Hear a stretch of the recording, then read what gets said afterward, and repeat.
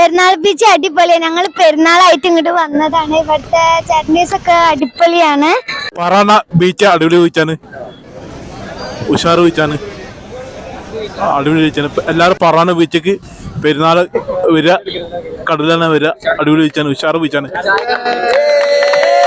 മനോഹരമായ ബീച്ചാണ്.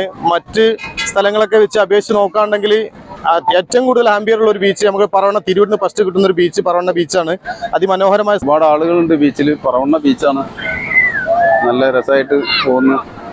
പെരുന്നാളൊക്കെ ആയതുകൊണ്ട് എൻ്റെ ഉമ്മ, ഭാര്യേൻ്റെ ഉമ്മ, ഭാര്യൻ്റെ അനിയത്തികൾ, അവരുടെ കുട്ടികൾ, അവരുടെ ഭർത്താക്കന്മാർ